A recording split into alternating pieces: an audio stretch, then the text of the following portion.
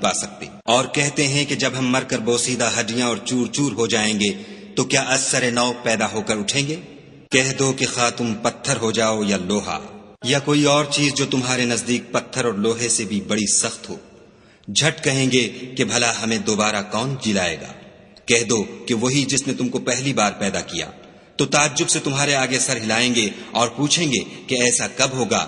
کہہ دو امید ہے کہ جلد ہوگا۔ جس دن وہ تمہیں پکارے گا تو تم اس کی تعریف کے ساتھ جواب دو گے اور خیال کرو گے کہ تم دنیا میں بہت کم مدت رہے۔ اور میرے بندوں سے کہہ دو کہ لوگوں سے ایسی باتیں کہا کریں جو بہت پسندیدہ ہوں، کیونکہ شیطان بری باتوں سے ان میں فساد ڈلوا دیتا ہے۔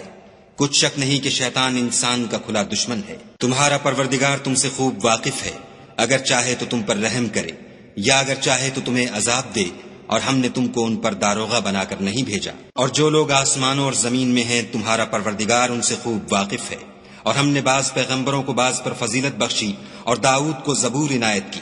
کہو کہ مشرکو، جن لوگوں کی نسبت تمہیں معبود ہونے کا گمان ہے ان کو بلاؤ، دیکھو وہ تم سے تکلیف کے دور کرنے یا اس کے بدل دینے کا کچھ بھی اختیار نہیں رکھتے۔ یہ لوگ جن کو خدا کے سوا پکارتے ہیں وہ خود اپنے پروردگار کے ہاں ذریعہ تقرب تلاش کرتے رہتے ہیں کہ کون ان میں خدا کا زیادہ مقرب ہوتا ہے، اور اس کی رحمت کے امیدوار رہتے ہیں اور اس کے عذاب سے خوف رکھتے ہیں۔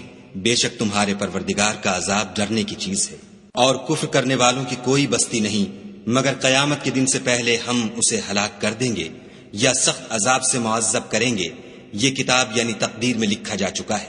اور ہم نے نشانیاں بھیجنی اس لیے موقوف کر دیں کہ اگلے لوگوں نے اس کی تکذیب کی تھی، اور ہم نے سمود کو اونٹنی نبوت صالح کی کھلی نشانی دی تو انہوں نے اس پر ظلم کیا، اور ہم جو نشانیاں بھیجا کرتے ہیں تو ڈرانے کو۔